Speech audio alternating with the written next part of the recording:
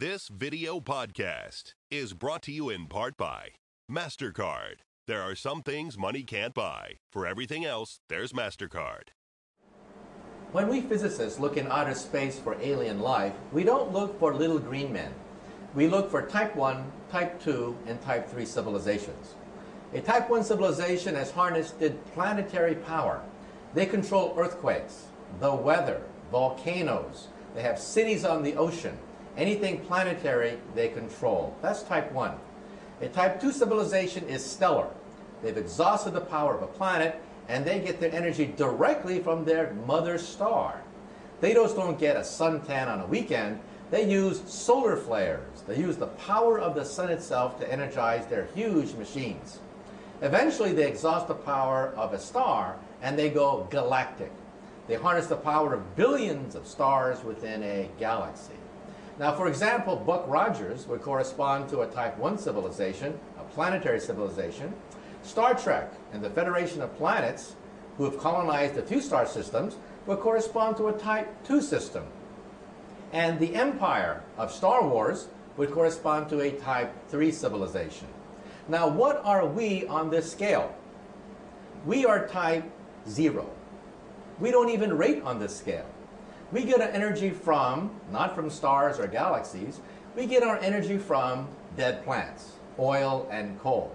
But we can calculate when we will attain Type 1 status, in about 100 years. Now, every time I read the newspaper, I see evidence of this historic transition from Type 0 to Type 1. And I am privileged to be alive in the most important era in the history of the human race, the transition from Type 0 to Type 1. I read the newspaper and I see evidence of this everywhere. What is the European Union? The European Union has been formed to oppose NAFTA, that is the United States, Canada, and Mexico. But why? Because we're seeing the beginnings of a Type 1 economy. Huge planetary trading blocks are the beginnings of a Type 1 economy. And what language will this Type 1 economy speak? Everywhere I go around the world, I find that the elites all speak English as a second language. In the future, the planet Earth will be like that. Everyone will speak their own native language, but on top of that, there will be a Type 1 language, probably English. There's also going to be a Type 1 culture and a Type 1 political system as well. You can go anywhere on the planet Earth and show people pictures of two individuals that are instantly recognizable by any human, Madonna and Arnold Schwarzenegger. In other words, we're talking about Hollywood movies. We're talking about rock and roll, rap music, blue jeans. That's going to be the planetary culture of the planet Earth. And what is the internet? The internet is the beginning of a Type 1 telephone system. That's all it is. And so this transition is perhaps the most important transition of all time. Some people don't want it. They fear this transition because this transition is to a planetary civilization tolerant of many cultures. These are the terrorists. In their gut, they fear this because they know they are witnessing the birth pangs of a beginning of a new planetary civilization, and the terrorists want nothing to do with it. This transition is also the most important because it's not clear if we're going to make it. When we look at outer space, we see no evidence of Type 1, 2, or 3 anywhere. No evidence whatsoever. The mathematics say that there should be thousands of Type 1, 2, and 3 civilizations in the galaxy. We see no evidence of any whatsoever. And why is that? Because the transition from Type 0 to Type 1 is the most dangerous of all transitions. We may not make it. It's a race against time. On one hand, we have the forces of integration, the forces of tolerance, a multicultural fabric emerging before our eyes. On the other hand, we have weapons of mass destruction, germ warfare, nuclear warfare, also the rise of international terrorism. They are obstacles to reaching a Type 1 civilization. So in other words, perhaps they didn't make it in outer space. If one day we have starships and visit other star systems, Perhaps we'll find planets whose atmospheres are irradiated or whose atmospheres are too hot to bear life because they did not make the transition from type 0 to type 1.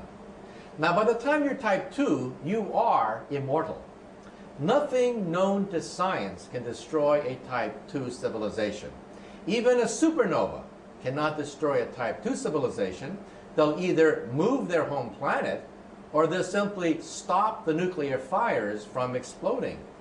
And by the time a civilization becomes galactic, they may in fact have the ability to control the fate of the galaxy itself. By the way, if you're type 3, you will explore the galaxy not by sending Captain Kirk on an Enterprise hopping from star system to star system. That would take millions of years to explore the Milky Way galaxy. The way you do it is you would create a robot. Have the robot land on a moon. It would create a factory. It would make millions of copies of itself on this moon, which is quite stable, and send these to other moons. Then each of these would create another factory.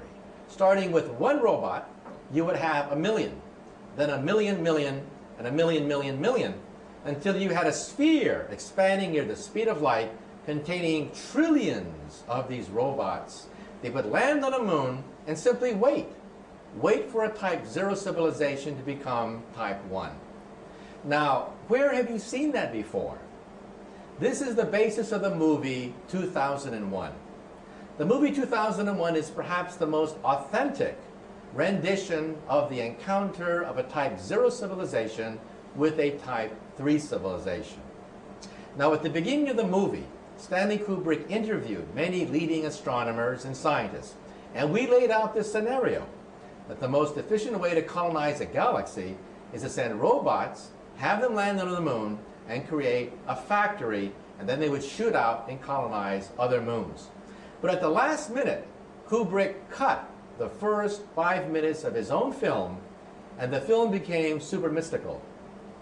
But the next time you see that movie, realize that the monolith on the moon is perhaps a remnant of a passing type 3 civilization waiting for our type 0 civilization to become type 1.